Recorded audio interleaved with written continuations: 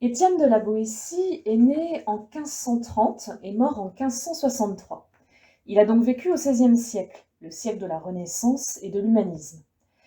Élevé dans l'étude de l'Antiquité grecque et romaine, il a fait des études pour devenir magistrat. Il a obtenu le grade de licencié en 1553 et a intégré le Parlement de Bordeaux en 1554 en tant que conseiller.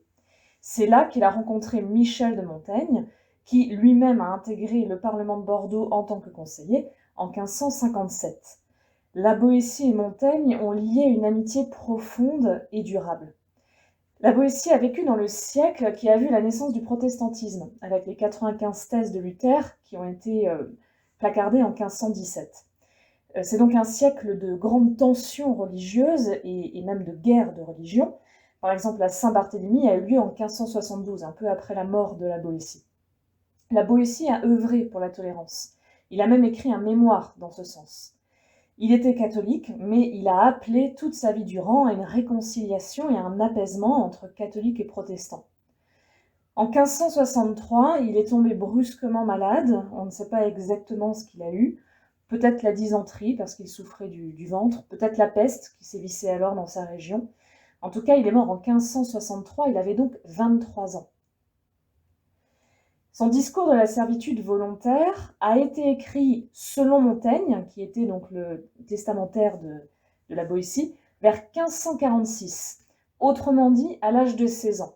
Il est fort probable que la Boétie a ensuite remanié ce discours plus tard, et peut-être même pendant ses études de droit. Ce discours a été rebaptisé « Le Contraint » par des éditeurs, mais ça n'est pas le titre que la Boétie lui a donné. C'est l'œuvre sans doute la plus célèbre de la Boétie, et quoiqu'elle date à présent de quelques 470 ans, elle n'a rien perdu de son actualité. Alors, la question que la Boétie pose dans son discours est simple. Je désirerais seulement qu'on me fît comprendre comment il se peut que tant d'hommes, tant de villes, tant de nations supportent tout d'un tyran seul, qui n'a de puissance que celle qu'on lui donne, qui n'a de pouvoir de leur nuire qu'autant qu'ils veulent bien l'endurer, et qui ne pourrait leur faire aucun mal s'ils n'aimaient mieux tout souffrir de lui que de le contredire. Autrement dit, la question que pose la Boétie dans son discours, c'est d'où vient qu'un seul homme, qu'il appelle tyran, mais qu'on peut aussi nommer un despote ou un dictateur, peut en dominer des milliers, tout un peuple, et qui plus est en les faisant souffrir. L'histoire, et même l'histoire de notre présent, regorge de tels exemples. Cette situation d'un seul homme qui en fait souffrir des milliers est une situation qui laisse perplexe, à deux égards. Tout d'abord parce que le peuple est plus nombreux, donc s'il le décidait, il pourrait renverser le tyran. On pourrait peut-être répondre à cela que tous ces êtres humains préfèrent lui obéir, c'est-à-dire qu'ils trouvent leur compte dans cette situation tyrannique. Mais la Boétie précise aussi que le tyran est cruel envers le peuple. Donc le peuple n'obéit pas, il est tyrannisé, il sert le tyran et il n'y gagne rien. Alors peut-être que la réponse à cette question serait que le tyran est violent. Et c'est donc par la contrainte et la peur qu'il maintiendrait sa domination sur le peuple. Mais le titre du discours précise bien servitude volontaire. Ce n'est donc pas la réponse de la Boétie. Sa thèse, bien plus radicale, est qu'un seul homme, le tyran, peut en dominer des milliers parce que ces milliers le veulent bien. Le peuple veut bien que le tyran le domine. Cela semble contradictoire. Comment peut-on volontairement servir ? La volonté suppose la liberté de choix, alors que la servitude suppose l'absence de liberté. Ce serait un peu la même chose que de parler d'un esclave volontaire. La Boétie affirme que si le peuple le voulait, il pourrait sortir de cette servitude. S'il n'en sort pas, c'est donc que cette servitude est volontaire. Mais se pose alors la question de savoir comment on peut préférer la servitude à la liberté. En effet, cela va à l'encontre de notre nature originelle. Cette nature originelle, la Boétie lui donne 3 caractéristiques. La première est que, naturellement, nous sommes obéissants à nos parents. Pour la Boétie, comme pour beaucoup de philosophes de cette époque, la famille est une société naturelle. Et les parents s'occupent de former les enfants en suivant les voies de la nature. S'il y a une obéissance naturelle à nos parents, il n'y a par contre pas d'esclavage naturel d'un homme qui serait esclave d'un autre. La deuxième caractéristique de notre nature originelle est que nous sommes tous des êtres raisonnables. Nous possédons tous une raison. Donc, il n'est pas naturel qu'un homme soit assujetti à un autre homme. C'est vrai qu'il y a des différences entre les hommes, mais la Boétie précise que la parole, le langage, est là pour qu'on puisse échanger nos pensées et accorder nos volontés. Donc la domination des uns sur les autres n'est pas naturelle. Et enfin, la troisième caractéristique est que nous sommes tous naturellement libres. Et cette troisième caractéristique est liée intimement à la deuxième, au fait que nous ayons une raison. C'est parce que nous avons une raison que nous sommes libres, ou pour le dire autrement, que nous sommes autonomes, c'est-à-dire capables de nous donner nos propres règles. Et sans la liberté, nous ne sommes pas réellement des êtres humains. Sans la liberté, la vie ne vaut pas d'être vécue. Il y a donc chez l'être humain une exigence de liberté. Pour la liberté, l'homme doit savoir combattre et même être prêt à mourir. Alors comment est-il possible pour des êtres naturellement libres de nier la liberté et d'accepter la servitude?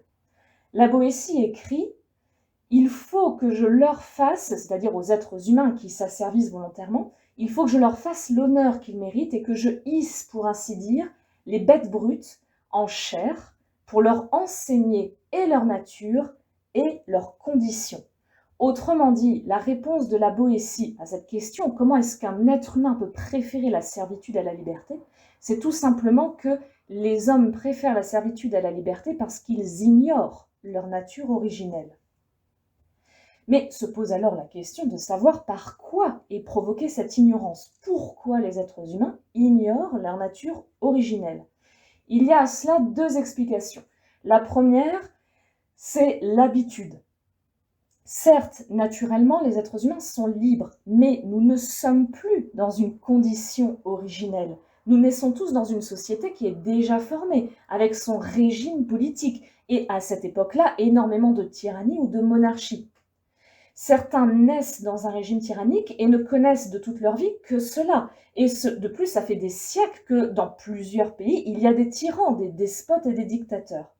Donc nous contractons une habitude de la tyrannie qui devient comme une deuxième nature. Et cette deuxième nature va recouvrir complètement la première nature originelle, jusqu'à la faire oublier, jusqu'à se faire passer pour la première nature. Il y a donc, on peut le dire, une sorte d'accoutumance, un engourdissement. Non seulement nous oublions que nous sommes libres, mais nous perdons même jusqu'au désir d'être libres, comme une sorte de torpeur qui nous prend. Alors, la Boétie, comme beaucoup de philosophes, tente par son discours de réveiller ses lecteurs, de les alerter, de leur faire reprendre conscience, de leur faire prendre conscience que cette situation de tyrannie n'est pas naturelle. Mais il n'y a pas que de la faute du peuple qui s'endort dans l'habitude. Il y a aussi une deuxième raison qui provoque l'ignorance et qui est le rôle des gouvernants. Ces gouvernants qui petit à petit vont sombrer dans la tyrannie, vont se transformer en tyrans. Eux aussi ont leur rôle à jouer. Par exemple, la Boétie juge que dans la monarchie, il y a toujours le risque d'une dégénération en tyrannie, parce que la monarchie est le gouvernement d'un seul homme. Et dans la tyrannie, le tyran ne gouverne plus, il domine, il maîtrise, il s'attribue tous les droits. Alors, quand la Boétie parle du rôle des gouvernants, il ne veut pas sous-entendre la puissance militaire que le tyran contrôle. Il veut parler de 3 autres choses. La première, le fait que les tyrans corrompent le peuple. Et la Boétie parle là, par exemple, des jeux, les fameux du pain et des jeux de la Rome antique, ou les largesses paternalistes. Nous allons vous distribuer des aides, nous allons vous donner de la nourriture, etc. Par ces largesses paternalistes, par cette organisation des jeux, le peuple ne se préoccupe pas d'autre chose, et notamment il ne se préoccupe pas de sa liberté, et donc le tyran endort la raison du peuple.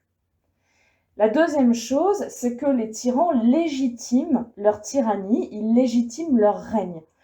Et notamment en se faisant passer pour des dieux ou en se divinisant. La Boétie cite par exemple les pharaons, qui disaient qu'ils descendaient directement des dieux, les empereurs romains, qui étaient censés pouvoir guérir de manière magique, miraculeuse les gens, ou encore les rois de France, qui régnaient par droit divin.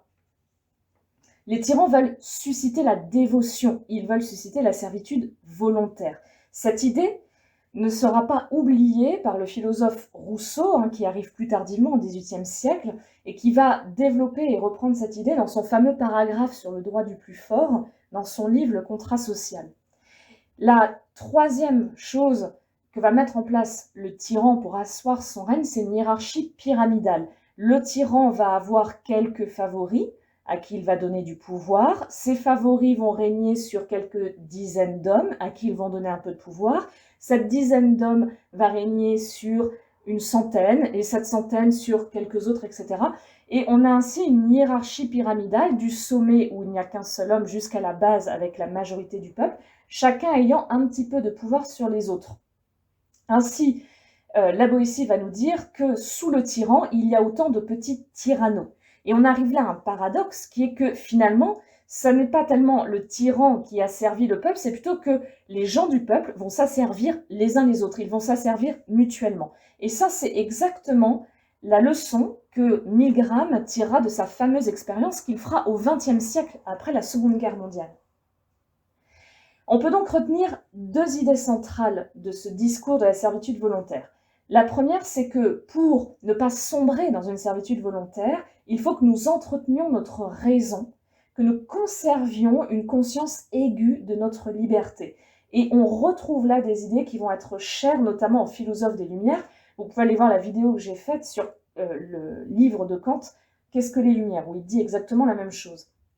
La deuxième idée importante, c'est que la Boétie n'encourage pas dans son discours les émeutes, la révolte armée, la conjuration, le tyrannicide. Pour lui, le meurtre du tyran n'est pas du tout un remède à la tyrannie. Et d'ailleurs, les tyrans finissent souvent assassinés par l'un justement de leurs favoris, par l'un de ces petits tyrannos qui deviennent du coup tyrans à leur place.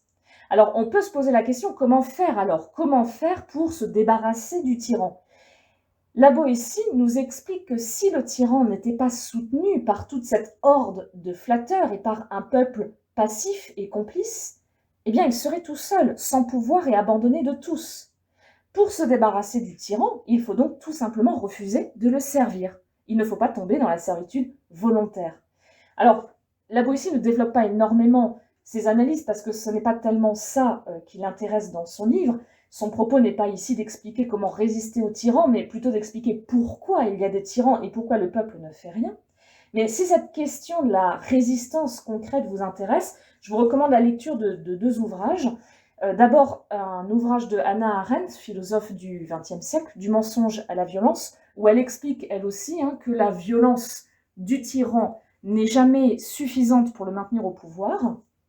Et un autre ouvrage de Popovic, « Comment faire tomber un dictateur quand on est seul, tout petit et sans armes », où là vous avez des analyses très concrètes sur comment mettre en place une révolution non violente pour renverser un dictateur.